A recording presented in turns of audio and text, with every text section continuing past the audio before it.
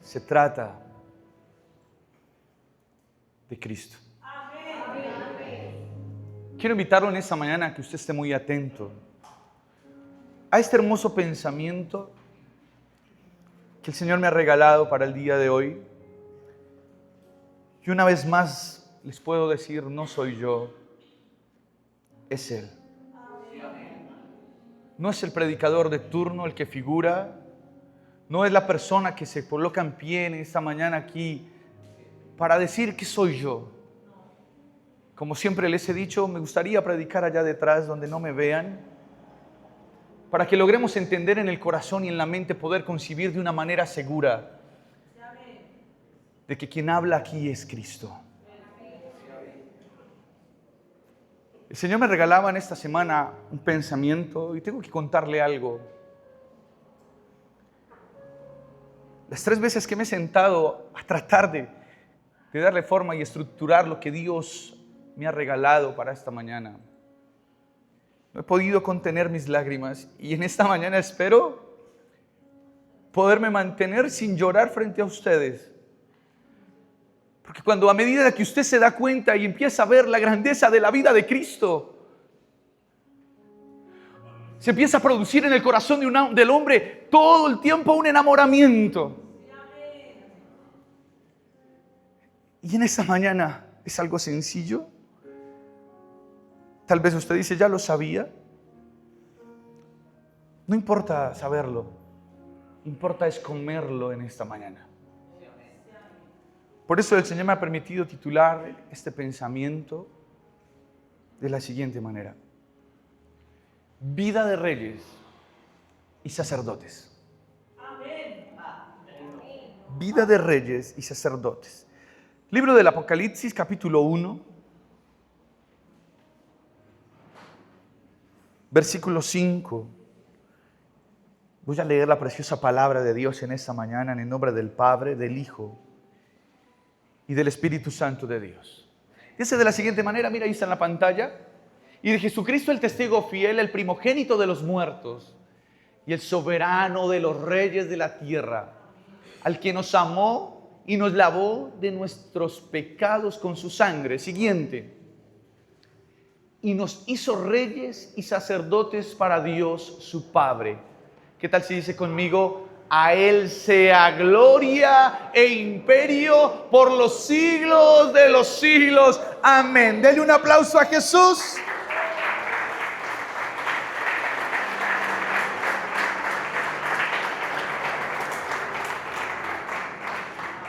Me voy a centrar un poquito en el versículo 6 cuando dice, y nos hizo reyes y sacerdotes. Y tengo que iniciar diciéndole en esta mañana que hay una asignación que se desprendió desde la vida de la cruz, que es ser rey y sacerdote. Pero es una labor que por años las generaciones y aún en la generación presente no se ha respondido, no se le ha dado valor y no se le ha tomado la responsabilidad que debería tomarse el concepto del nombre que Dios me está dando en esta mañana, de que soy rey y sacerdote. Es algo en lo que en esta mañana tendremos que reflexionar y recapacitar un poco y decir realmente qué fue la identidad que Dios me dio, cuál es la identidad que Cristo me está dando a través del sacrificio de la cruz al hacerme rey y sacerdote. Y para poder comprender en esta mañana la idea, tengo que devolverme al Antiguo Testamento, en el nacimiento del pueblo de Israel. Porque todos ustedes y yo sabemos que el pueblo de Israel nace de un hombre que se llama Jacob, quien tiene 12 hijos y a cada hijo se le atribuye una de las tribus de Israel. ¿Cuántos lo tenían claro? Entonces por eso es que la Biblia usted empieza a leerla y empieza a registrarle y a darle los datos de cómo se formó la nación de Israel. Jacob tuvo 12 hijos, no me lo sé de memoria, pero nombraré al menos 4 que fueron José, Judá, Benjamín, dame otro, Rubén, Manasés. Entonces así se formaron las 12 tribus y en algún momento dije que eran como los 12 departamentos que formaban la nación de Israel. Pero fue una nación que inició bajo la dirección de Dios, pero que no tenía leyes ni reinado. Se situaron cada uno en una parte de la nación. Pero llegó el día en que Israel empieza a decir: queremos tener rey. ¿Sabía usted eso? Que era una nación que no tenía reinado.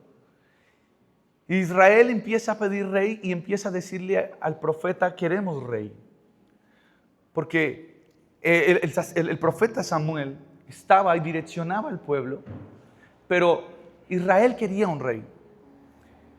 Y por medio del profeta colocan a Saúl como rey, que viene de la tribu más pequeña de Judá. Colocan a Saúl como rey. El tipo llega a donde lo van a nombrar rey sin saber a qué venía, porque viene buscando unas asnas que se habían perdido por un descuido, y las asnas eran la empresa del papá. Se le pierden las asnas y el tipo tiene que venir a buscarlas, y de pasar de estar buscando unas burras termina siendo rey de Israel. Sin embargo, se le da una directriz a Saúl. Le voy a contar esto para que se vaya engranando y se vaya metiendo en la idea de lo que se va a venir. Empieza con unas direcciones específicas por medio de Samuel, de qué es lo que tiene que hacer, qué es lo que tiene que cumplir. Y Saúl tiene 2 errores garrafales, y es desobedecer la voz de Dios. En la primera desobediencia, Dios, no voy a entrar a contarle porque se me van las 2 horas que tengo, pero en la primera desobediencia, Dios le dice por medio del profeta: ya no vas a continuar siendo el rey de Israel. No vas a seguir siendo rey. El deseo de Dios era colocar un rey y que de ahí en adelante toda la familia correspondiera a esa vida de reinado. Por lo tanto, lo más coherente y más lógico para el pueblo de Israel era que Saúl fuera rey y el día de su muerte, Jonatán fuera el que heredara el trono. Y hasta el primer error de Saúl le dice: no vas a seguir siendo rey. Lo que le está diciendo Samuel es: tienes que entregarle el reinado a Jonatán. Pero pasados los días, Saúl comete un error aún mucho más grave. Y el profeta tiene que decirle: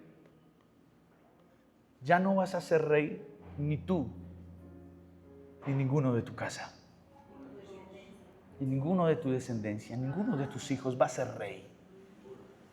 Es más, Saúl, te tengo una noticia: Dios te ha desechado. Y le da la noticia más fría que puede recibir alguien a quien se le ha subido el poder, porque una de las características de Saúl era su vanagloria y el interés personal, el beneficio personal por su casa.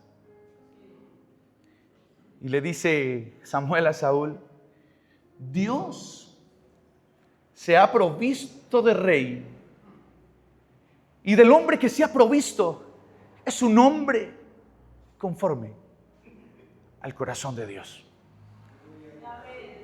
Y es por eso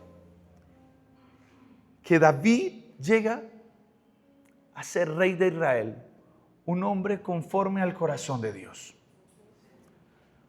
El propósito principal de Dios al elegir a David como un hombre conforme a su propio corazón y establecerlo como rey, es algo que usted encontrará. Por tiempo no lo voy a leer, en 1 Samuel capítulo 13, versículo 14. Fue establecer un modelo de relación basado en la obediencia. Mira las características de David cuando Dios ve que puede colocar el corazón de él en David. Dice: fue establecer un modelo de relación basado en la obediencia, el arrepentimiento y la adoración, sirviendo como el linaje terrenal para el futuro Mesías. A diferencia de Saúl, quien buscaba su propia gloria, Dios buscaba a alguien que priorizara la voluntad divina sobre los deseos humanos. David empieza una vida de reinado conforme al corazón de Dios. Pero más allá de David, más allá de ver ese rey, tenemos que centrarnos y mirar en esta mañana cuál era el deseo de Dios. Porque venimos de una caída de hombre en Adán, donde la amistad con el Padre se pierde por comer del fruto prohibido. Y por eso tengo que decirle que cuando se come lo prohibido, se rompe toda amistad con el Padre. Y viene la generación y viene el mundo viviendo de esa manera, sin amistad con Dios, y era muy fugaz lo que Dios hablaba al pueblo por medio de los profetas. Pero Dios, en su anhelo y en su deseo y en su amor eterno, lo que siempre ha querido es estar con su pueblo. Y aunque algo lo impedía, porque así había sucedido, el deseo de Dios era sentir su pueblo cerca y que el pueblo lo sintiera cerca a Él. Y por eso coloca en David un corazón conforme al de Él. David tenía un corazón conforme al de Dios. Un corazón que iba a servir para obedecer. Y por eso la obediencia que se desplegó en el corazón de David fue lo que lo llevó a tener varias victorias sobre sus enemigos. Era tanto el deseo de Dios de cuidar de su pueblo, que mientras Saúl mataba a 1000 en su reinado anterior, David mataba a 10,000. Porque el corazón de Dios siempre ha sido cuidar de su pueblo, defenderlo, amarlo y tenerlo seguro por encima de todo. Y por eso coloca en David un corazón para que eleve adoración, porque es uno de los salmistas con más salmos en la Biblia. Pero también tengo que decirle, David es el hombre más roto de toda la Escritura. Los salmos muestran a un hombre quebrado, a un hombre desbaratado, a un hombre contra las cuerdas. Porque David lo único que tenía de Dios era el corazón. Y aquí es donde quiero que usted no se me vaya a perder, para que no empiece a pensar que le estoy hablando una herejía en esta mañana. David solo tenía el corazón conforme al de Dios porque a Dios se le privaba darle algo más. Entonces solo le pudo dar el corazón, pero no le pudo dar una vida que se sometiera a Él completamente para no pecar, para no fallar. Y aunque David fue establecido como rey, aunque David tuvo victorias como la de Goliat antes de ser rey y después con los filisteos y todas las conquistas que logra el rey David, fue un hombre que no valoró lo que Dios le colocó en su interior. Y aunque fue un hombre que estableció Dios en el trono, es un hombre que empieza a coger su autoridad para lo que no se debe. Y por eso los propósitos de Dios con David eran claves. Era mostrar la verdadera obediencia, evidenciar que Dios valora la aptitud del corazón y la sumisión a sus mandatos por encima de los sacrificios o toda experiencia externa. El propósito de Dios con David era modelar el arrepentimiento genuino, demostrar que un corazón conforme al de Dios no es perfecto si permite la entrada del pecado, pero que puede volver a ser como Él si se humilla y busca ser nuevo. El propósito de Dios con David era establecer un linaje mesiánico, preparar el camino y la genealogía para el nacimiento de Jesucristo, quien en el Nuevo Testamento es llamado el Hijo de David. Era exaltar la adoración y la intimidad, revelar la importancia de una comunicación profunda con el Creador a través de la oración, la música y la poesía plasmada en la mayoría de los salmos. El propósito de Dios con David era gobernar con justicia, colocar un rey que pastoreara al pueblo de Israel bajo la dirección de Dios, actuando como un siervo. Ese era el propósito de Dios con David. Dios siempre ha querido establecer reyes y establecer sacerdotes. ¿Por qué le cuento esto en esta mañana de David y por qué se lo hablo? Porque usted y yo tenemos la misma identidad que tuvo David, de reyes. Después de esto, se viene una generación de reinado sobre Israel, tanto que la nación sufre una división y empieza a ser el reinado del norte y reinado del sur, pero la mayoría de sus reyes fueron supremamente malos, supremamente perversos. Sin embargo, los errores de David llevan a que empiece a verse una nación quebrada y desbaratada. Porque el pueblo tiene que empezar a ver cómo sus abusos lo llevan a cometer cosas terribles. El caso de Betsabé y Urías fue su mayor fracaso moral en la vida de David. Cometió adulterio con Betsabé y al quedar ella embarazada intentó cubrirlo manipulando a Urías, su esposo y un soldado que era leal. Al no conseguirlo, ordenó que le pusieran al frente de la batalla para que el tipo se muriera en la guerra. Porque cuando se abusa de la autoridad, se cometen errores, se cometen equivocaciones que traerán consecuencias para toda la vida. Otro error terrible del rey David fue la pasividad que tuvo como padre. Fue un padre permisivo y negligente. Él, al no disciplinar a sus hijos, no hizo justicia cuando su hijo Amón violó a su hermana Tamar, lo que llevó a Absalón a tomar venganza y asesinar a Amón, desencadenando una rebelión contra el mismo David, queriendo usurparle el trono. Mire todo lo que se puede desencadenar de una vida de rey.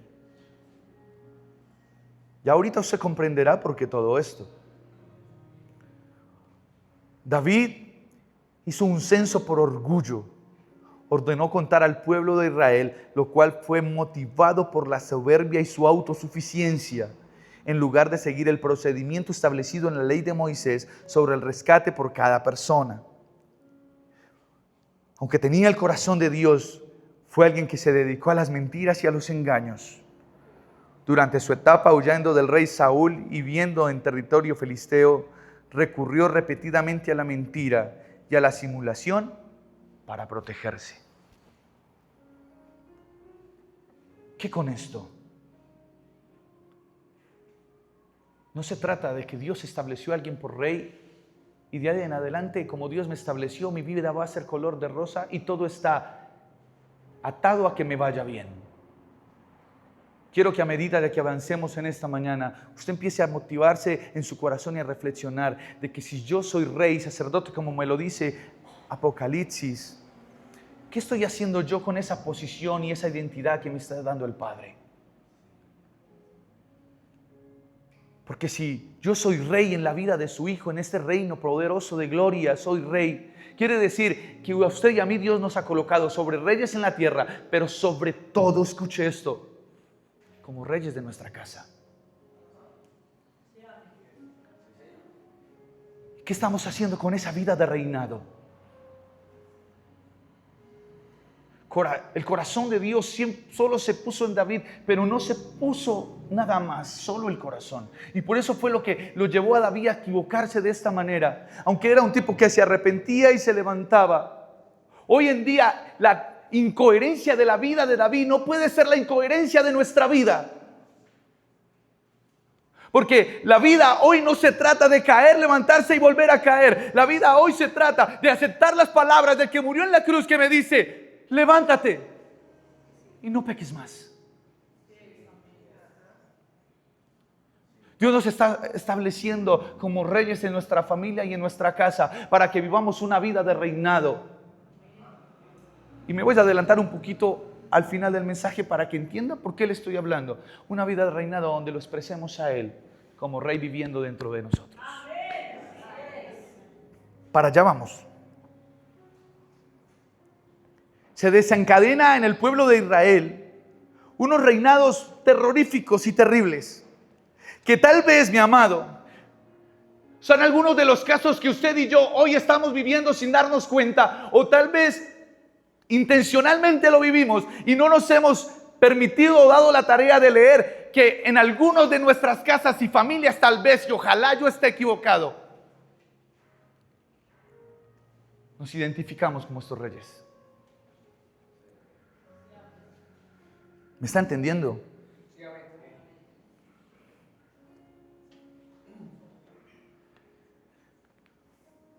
Acá fue un rey. gobernó con su esposa Jezabel. Quiero decirle que sí se puede reinar con su esposa.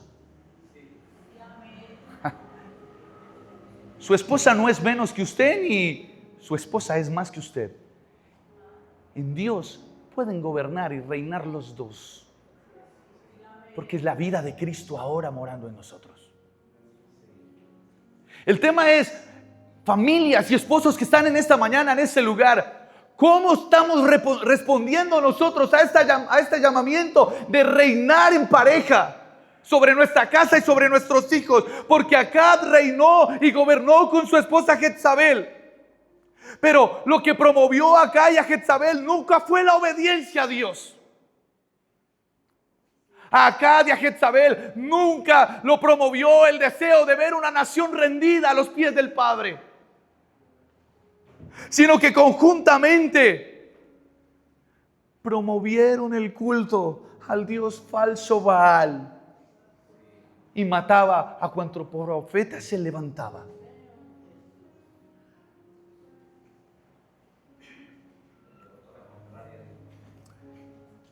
Que Dios nos ayude. Si el reinado que estamos llevando sobre nuestra casa está llevándole la contraria al Padre.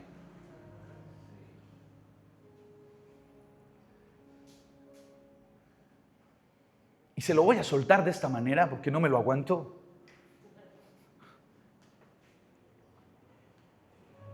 Hay Baal viviendo en las familias todavía.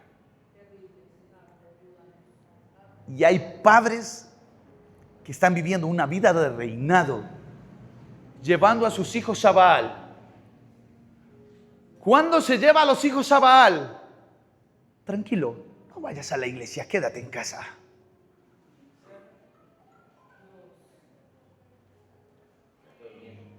¿Cuándo se lleva a los hijos a Baal? Tranquilo, hijo, ve a la fiesta, no hay ningún problema, pásala bien.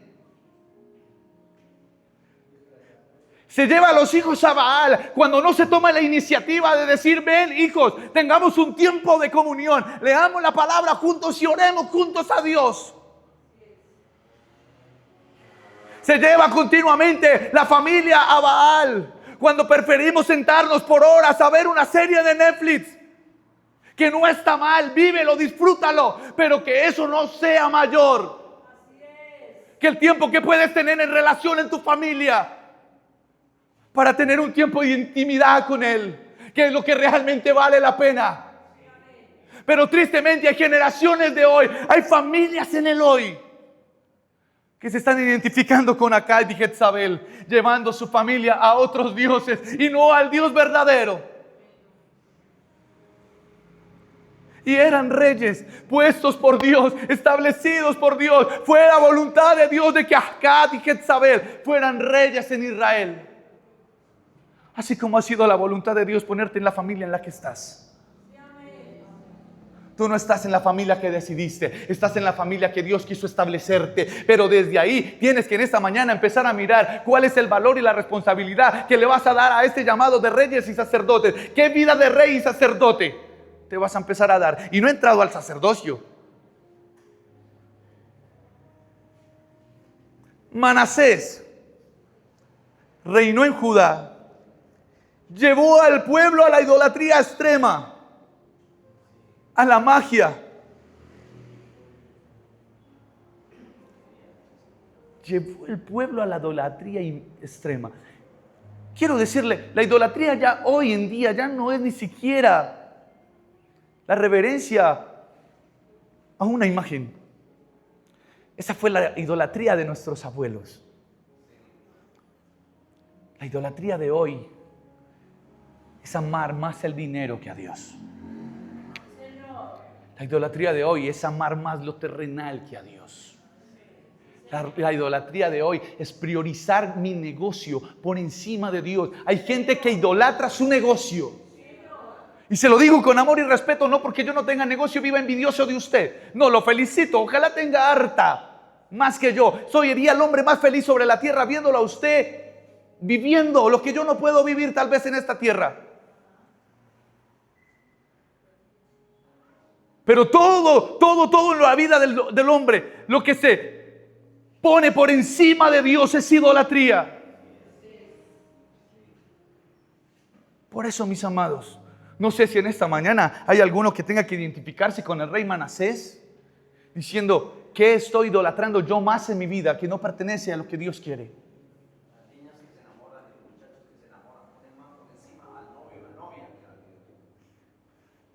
Sí, Señor. ¿Cuántos enamorados pueden decir amén? Mi papá está diciendo, y no le digo que se pare porque me quita media hora. Entonces le voy a repetir desde aquí lo que está diciendo mi papá. Se enamoran en pareja y empieza a ser la pareja más importante que Dios. Prefieren irse primero a vivir con la pareja que haber vivido una vida de intimidad con el Padre. Prefieren intentar primero a ver cómo nos va viviendo juntos. A ver si nos entendemos y en 2 años te pido que nos casemos si es que hay palabra de matrimonio. Porque es algo que hoy no se ve. Pero ponen por encima todas las cosas. Sin lograr entender que todo lo bueno, lo perfecto, lo maravilloso y lo precioso se tiene que desplegar es desde la vida de Cristo y no desde el interés humano, no desde lo que yo quiero, no desde lo que yo anhelo, no desde lo que yo propongo para mi vida, no mi meta, sino las metas de Él. Así que no sé si te estás identificando con Manasés, pero ¿qué es lo que está realmente colocando por encima que no es Dios? Vuelvo y les repito, Manasés fue puesto por Dios, pero llevó al pueblo de la idolatría. Dios te le colocó en tu casa. ¿Hacia dónde estás conduciendo tu vida y tu familia? Y eso no es solo para padres, esto es para toda la familia. Esto se llama escuela dominical. Y mira esto. Acaz imitó las prácticas de los pueblos paganos. Escuche esto, el rey Acaz imitó las prácticas de los pueblos paganos. ¿Qué hizo Acaz? Se puso a mirar las naciones que no eran pueblo de Dios y trajo sus costumbres.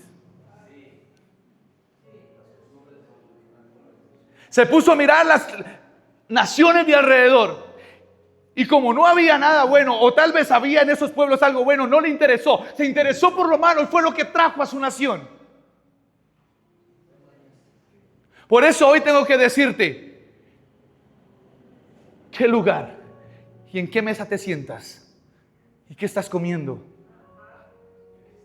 Para traer a tu casa. ¿Qué traes a tu casa? Traes a tu casa una vida de comunión con Dios. Estás trayendo a tu casa un versículo diario. Estás trayendo a tu casa un tiempo de sentarte y llorar en la presencia de Dios. Estás trayendo a tu casa la paz y la tranquilidad por la que solamente Él nos permite vivir. Estás trayendo a tu casa en tus oraciones diciéndole, Padre, yo quiero vivir todos los días en tu perfecta voluntad.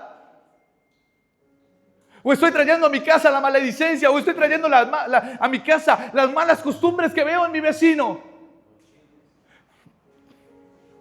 Mire, con amor y respeto les voy a decir lo siguiente. Hay parejas que adoptan la grosería que vieron en otros para traerlos a la casa.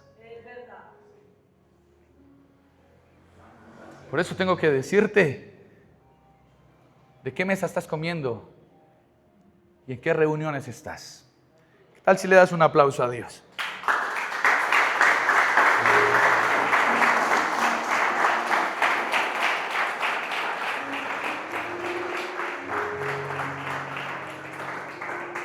Entonces no se trata de decir yo soy rey.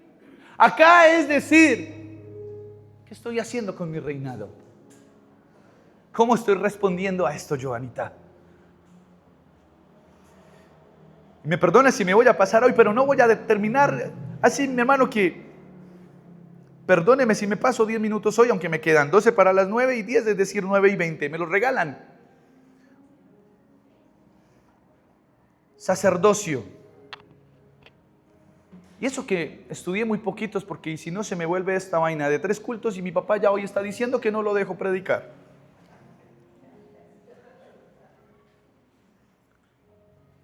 Hubo un sacerdote que me llamó mucho la atención. ¿De quién voy a hablar? Tú lo sabes. Samuel, Samuel.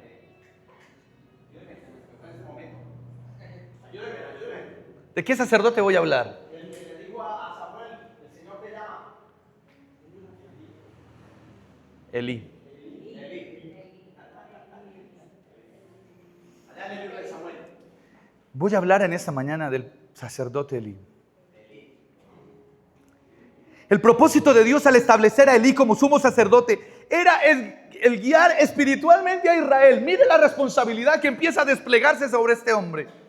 Mantener la santidad del tabernáculo y actuar como mediador entre el pueblo y Dios.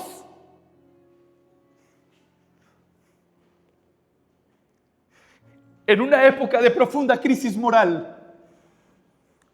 Sin embargo, no respondió coherentemente al llamado. Aunque el propósito de Dios con Elí era un liderazgo espiritual, ejercer como sumo sacerdote para preservar la adoración al Dios verdadero. El propósito con Elí era que fuera un guía civil, actuar como juez de la nación y orientar a los reyes a hacer lo bueno. Tenía una responsabilidad de ser el mediador y el administrar los sacrificios y las ofrendas en el tabernáculo para el perdón de los pecados del pueblo. Pero fue un sacerdote que no respondió coherentemente a la vida que se le llamó. Es más, en nuestra época, en el hoy por hoy, recordamos a Elí más que por sus consejos asertivos. Lo conocemos por la vida de fracaso, por no responder al sacerdocio como Dios quiere que usted y yo sí respondamos al sacerdocio. Se le conoce a Elí como el padre más fracasado de la historia. Escuche esto. Se conoce a Elí como el padre más fracasado de la historia. Fue el padre más permisivo. No disciplinó a sus hijos Ofni ni Finés, a pesar de que conocían sus constantes pecados. Es más, Elí era un sacerdote que se hacía el ciego ante el pecado de su casa. Sus hijos practicaban el pecado en la puerta del templo. Entraban a la casa sacerdotal, a cuanta chica le gustaba. Les daban unas consejerías. Y el que entendió, entendió. Un sacerdote que en el deseo de Dios era guiar el pueblo a una adoración, a una vida de obediencia, a una vida de perdón de pecados. El sacerdocio de Elí era decir: venga, no pequen, no hagan eso, agrademos al Padre, elevemos este sacrificio, pero que en el próximo sacrificio sea menos los pecados que tengamos que expiar. Pero fue todo lo contrario.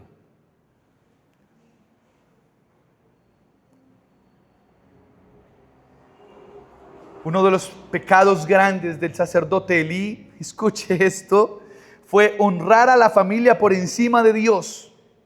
¡Wow!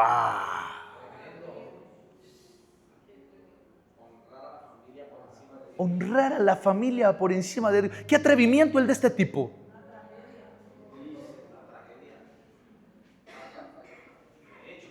No sé si tiene a su esposa ahí, dígale: pero usted nunca será más importante que mi padre y nunca te voy a honrar más que a él.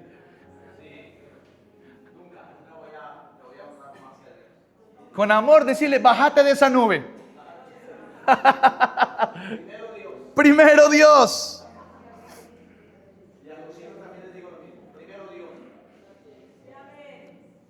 Es más, la palabra registra Dios mismo cómo le reprochó no haber confrontado a su hijo solo de palabra, sin aplicar el castigo que merecía por su impiedad.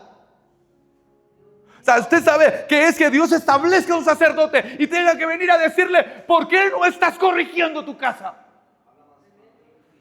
¿Por qué no estás haciendo lo que tienes que hacer? ¿Por qué no estás reprendiendo aquello que está llevando a tus hijos a una vida de pecado constante? Elí se le conoce como un tipo que le faltó una firmeza ejecutiva. Actuó como un espectador pasivo ante la corrupción de la línea sacerdotal, debilitando la fe de toda la nación. Mire todo lo que puede producir un sacerdote. ¿Qué estamos produciendo nosotros en nuestra casa? ¿Qué estamos produciendo nosotros como sacerdotes en nuestra casa? Estamos llevando a nuestra familia a una vida de adoración constante, a una vida de entrega constante, a una vida de cada día una entrega real y verdadera a Dios.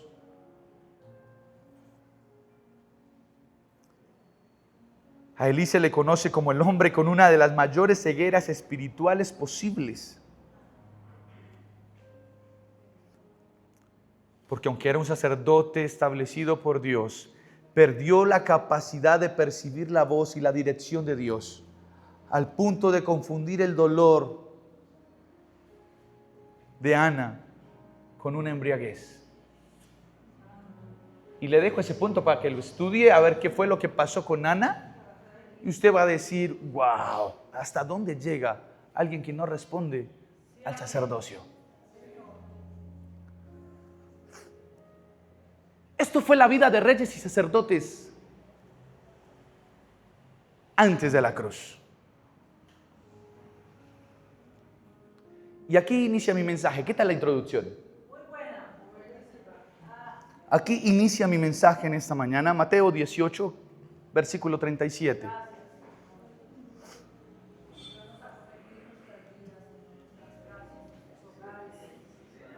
18:37.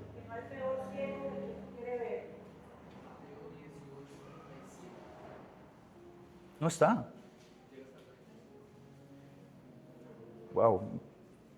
Juan 18:37, creo.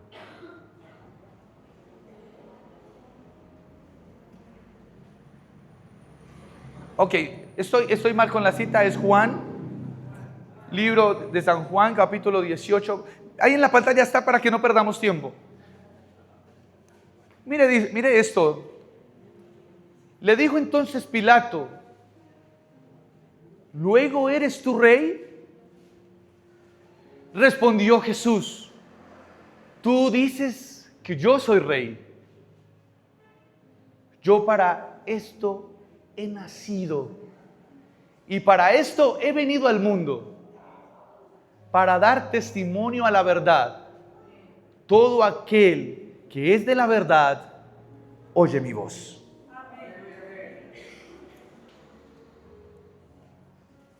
Todo reinado y todo sacerdocio en el Antiguo Testamento tuvo cosas que reprocharle. Pero hay un momento grandioso en la historia y es la venida de Cristo a la tierra. El verdadero rey y el verdadero sacerdote. Por eso Pilato le dice: tú eres rey. Y las palabras de Jesús, mire, yo nunca había leído este versículo con tal detenimiento y tanta atención. Lo miraba como la historia que relata el arresto de Jesús hasta llegar a la cruz. Pero hoy comprendo por qué nuestro himno nacional dice que somos una nación que comprende las palabras del que murió en la cruz. Porque mire la respuesta tan magistral de Cristo. Dice, respondió Jesús: tú lo dices que yo soy rey. ¿Sabe qué pasa, mi hermano? Cristo no tuvo que andar diciendo que era el rey. Lo identificaron como rey. En el Antiguo Testamento, los reyes se jactaban de su reinado, de su vida de gobierno. Y decían: yo soy el rey de Israel, yo soy el rey de Asa, yo soy el rey de Babilonia, yo soy el gobernador de Egipto. Y se jactaban de lo que eran. Pero aquí hay uno que le está diciendo a Pilato, tú lo estás diciendo. Pero no se le infla la camiseta a un Cristo de gloria. No empieza a decir, sí, yo soy el rey de los judíos. Mire lo que dice. Yo para esto he nacido.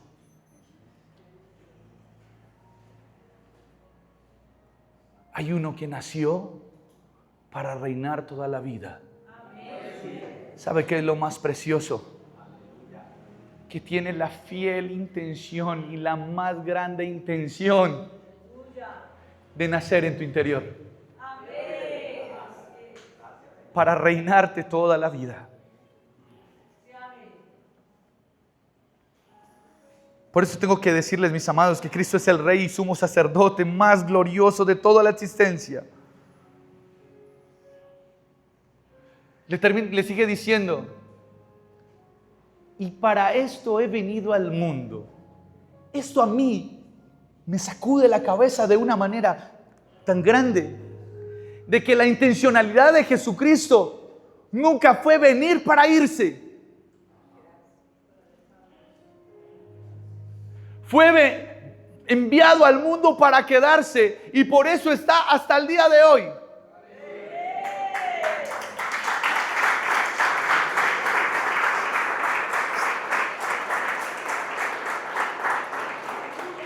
Por eso tengo que decirte, iglesia, que este rey y sumo sacerdote es tan veraz, es tan grande, que necesitó de un cuerpo físico 3 años para mostrarse como rey, para mostrarse como sacerdote, para hacer el sacrificio perfecto de la cruz, pero con un objetivo glorioso y precioso y hermoso. Volvamos a Apocalipsis 1. 1:6. 1:5 dice, y nos hizo reyes y sacerdotes para Dios su Padre. El propósito glorioso de la cruz y la vida de Cristo era que escúcheme esto, que por primera vez en la historia humana alguien respondiera con coherencia a una vida de rey y sacerdote. Lo glorioso de este tiempo, mi hermano, y es a lo que usted y yo tenemos que aferrarnos en esta mañana, es que hoy nosotros no contamos con el corazón de Dios como contó David. ¿Me está escuchando? No contamos con el corazón de Dios como contó David. Por eso David no pudo llevar una vida de coherencia en su reinado. Pero hoy la diferencia entre David y nosotros es que nosotros tenemos algo más grande que el corazón de Dios. Y es que tenemos la vida de su Hijo Jesucristo. Así que a medida, mi hermano, de que usted rinda su vida a Él, a medida de que usted abra su corazón para que Cristo nazca, como le dijo Cristo a Pilato, empezará a formarse un rey dentro de ti. Y al formarse ese rey de gloria que se llama Cristo dentro de ti, entonces tu identidad de persona empieza a caerse sola. Entonces ya no soy Darío, ahora es Cristo en mí. Y ahora entonces, así como Pilato le dijo a Cristo, tú eres rey, la sociedad y esta generación tendrá que ver que en ti hay un rey que sí puede hacer las cosas bien. Que Cristo Jesús reinando desde tu interior va a empezar a llevarte a una vida coherente, a una vida donde le vas a mostrar todo el tiempo, a una vida donde sí vas a poder cambiar, porque lo que yo no podía hacer en mis propias fuerzas, ahora la vida de reinado de Cristo en mi vida sí lo logra. Aquel pecado que no podía dejar, aquella adicción a la que yo no podía soltar, el nacimiento de Cristo en mi interior empieza a formarse, empieza a crecer y es una invasión total de la vida de su Hijo en nosotros, que empieza a mostrarse Él por medio de nosotros. Y entonces toda nuestra vida de pecado, toda nuestra vida incoherente que habíamos vivido, empieza a caerse, empieza a desvanecerse y empiezo a cobrar la verdadera identidad que el Padre quiere ver en mí. Porque dice que nos hizo reyes y sacerdotes para su Padre. ¿Sabe cuál es el fin de esto? Que el Padre nunca vuelva a ver un rey cometiendo errores. Que cuando mire todos los reyes que ha puesto en cada familia en la tierra, seamos unos reyes que estamos respondiendo. Y que el Padre nos pueda mirar perfectos. Y pueda haber un regocijo en el corazón del Padre diciendo: por fin en la tierra hay reyes viviendo bajo mi voluntad. Por fin en la tierra hay reyes haciendo caso a mi voz. La intencionalidad de Cristo en la cruz es presentar ante el Padre reyes que cada día entiendan y comprendan que el centro de la vida es Cristo. Solo de esta manera podrás vivir el hogar que siempre has soñado. Solo de esta manera podrás vivir la familia que siempre has anhelado.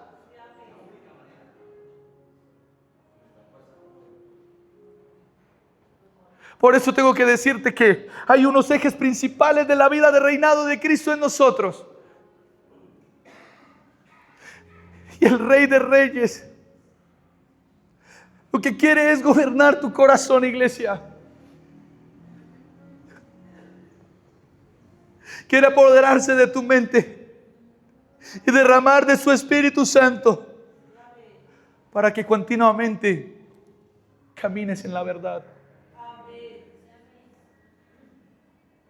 Quiere encender voluntades humanas, ya no desde la posesión física de que yo quiero cambiar y voy a intentar dejar esto. Ahora es Él diciendo: lo que no podías dejar, yo en ti sí lo puedo hacer. Ahora es un Cristo diciendo: ese pecado que no podías soltar, si aceptas una vida de rey y una vida de sacerdote viviendo en tu interior, vas a poder tener victoria sobre ese pecado.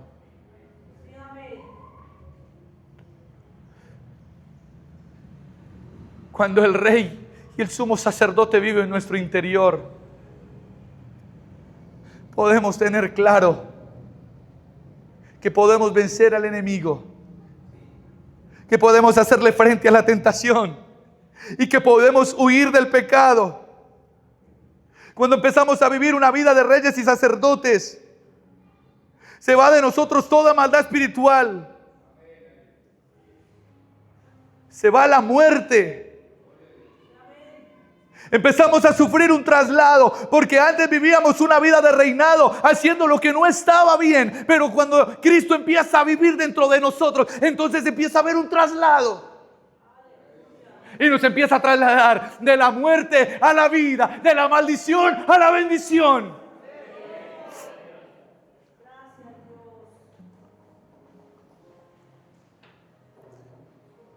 Cuando empezamos a vivir una vida coherente de rey y de sacerdotes establecidos en Cristo, podemos empezar a tener una vida de servicio y aún así manifestar la autoridad a través del sacrificio. ¿Qué necesitas sacrificar en esta mañana? ¿Qué necesitas llevar a la cruz? ¿Qué hay en tu vida? ¿Qué área hay en tu vida que necesita todavía ir a la cruz? Por eso te digo, mi amado, que si tú y yo hoy aceptamos ser reyes y sacerdotes del propósito eterno de Dios, es decir, la máxima expresión de la vida de Cristo, tendremos una vida llena de justicia. Ofreceremos a nuestra casa un gobierno equitativo. Podremos desempeñar un sacerdocio compasivo. Y podremos en nuestras casas empezar a vivir vida eterna que nos muestra como los favoritos de Dios. Por eso, mis amados, termino diciéndoles: sometan todo aquello que no les estaba dejando responder a ser realmente reyes y sacerdotes de la vida en Cristo. Y el fin de nosotros será el fin que el Padre diseñó para nosotros. Les amo. Me perdonan si de pronto soy atrevido y me meto en su casa. No es mi intención. Por eso le dije y le aclaré al principio, no soy yo, es Él. ¿Qué tal si se pone sobre sus pies y le dice al Señor por un momento: yo quiero esa vida de rey y sacerdote en ti. Necesito esa vida de Cristo viviendo en mi interior.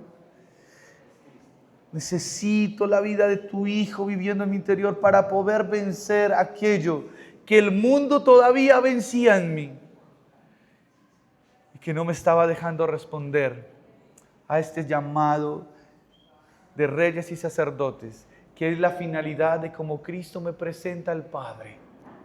Así que ayúdanos, Señor. Ayúdanos, ayúdanos, ayúdanos. Gracias, Jesús. Gracias, Jesús. ¿Qué tal si le da un aplauso al Señor en esta mañana?